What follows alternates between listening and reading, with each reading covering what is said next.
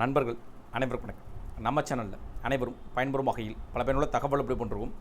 இந்த வீடியோவில் பென்ஷனர்களுக்கு 7,500 முதல் 9,000 ரூபாய் பென்ஷன் சார்ந்த 3 முக்கிய தகவல்.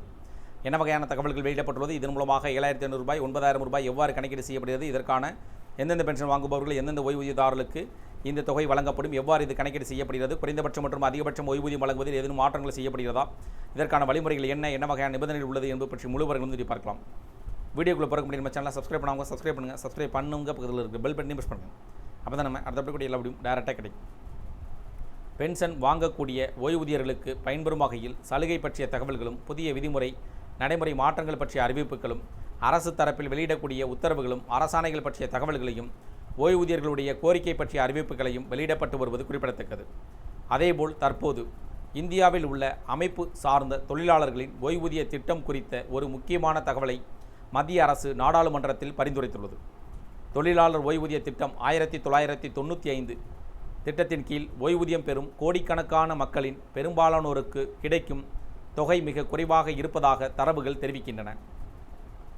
நாடாளுமன்றத்தில் எழுப்பப்பட்ட கேள்விகளுக்கு எழுத்துப்பூர்வமாக பதிலளித்த தொழிலாளர் மற்றும் வேலைவாய்ப்பு துறை இணையமைச்சர் சோபா கரண்ட்லஜே, நாட்டில் உள்ள மொத்த EPS 95 ஓய்வூதியதாரர்களில் 47.04 லட்சம் பேர் மாதம் ரூபாய் 9,000க்கும் குறைவாகவே ஓய்வூதியம் பெறுகின்றனர் என்றும் தெரிவித்துள்ளார். EPS 95 என்பது ஒழுங்கமைக்கப்பட்ட துறையில் உள்ள ஊழியர்களுக்கான ஒரு சமூக பாதுகாப்பு திட்டமாகும். இது வரையறுக்கப்பட்ட பங்களிப்பு, வரையறுக்கப்பட்ட பலன் என்ற கொள்கையின் கீழ் செயல்படுகிறது. அதாவது பணிபுரியும் ஆண்டுகளில் செலுத்தப்படும் தொகைக்கு ஏற்ப ஓய்வூதிய பலன்கள் தீர்மானிக்கப்படும். நிறுவனங்கள் ஊழியர்களின் சம்பளத்தில் 8.33% பங்களிப்புடன் ரூபாய் 15,000 வரையிலான மாத சம்பளம் பெறும் ஊழியர்களுக்கு மத்திய அரசு 1.16% பங்களிப்பதன் மூலம் சேர்க்கப்படுகிறது.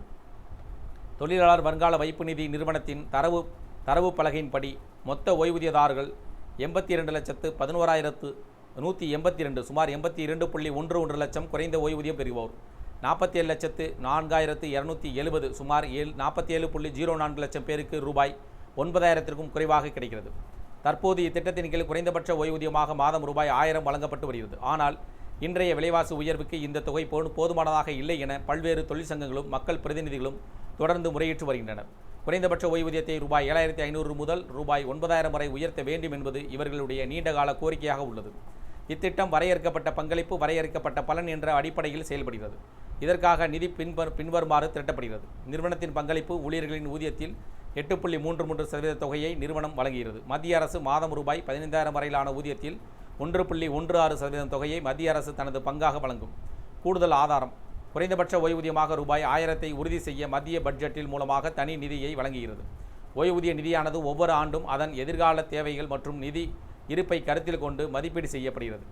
ஓய்வூதிய தொகையை உயர்த்தும் போது வருங்காலத்தில் அந்த நிதியை தொடர்ந்து வழங்க முடியுமா என்பதை அரசு கவனிக்க வேண்டியுள்ளது. எப்படி இருப்பினும் தொழிலாளர்களுக்கு வலுவான சமூக பாதுகாப்பு வழங்குவதில் அரசு உறுதியாக இருப்பதாகவும், நிதியின் நிலைமைத்தன்மைக்கு ஏற்ப முடிவுகள் எடுக்கப்படும் என்றும் அமைச்சர் உறுதியளித்துள்ளார். இந்த தகவல்கள் பற்றிய அறிவிப்புகள் பற்றி உங்களுடைய கருத்துக்கள் வேறும் இது சார்ந்த கூடுதல் வருங்கள் கமெண்ட் செக்ஷன் பிடிச்சிருந்தால் லைக் பண்ணுங்கள். முடிந்தவரை இந்த வீடியோ உங்களுடைய நண்பர்கள் உறவினர்கள் அனைவருக்கும் ஷேர் பண்ணுங்கள், ஃபாலோ பண்ணுங்கள். மறக்காமல் நம்ம சேனலை சப்ஸ்கிரைப் பண்ணுங்கள். சப்ஸ்கிரைப் பண்ணவங்க பக்கத்தில் இருக்க பெல் பட்டனை ப்ரெஸ் பண்ணுங்கள். அப்போ தான் நம்ம அடுத்தபடி கூட எல்லா வீடியும் டேரெக்டாக கிடைக்கும். தேங்க்யூ ஃபார் வாட்சிங்.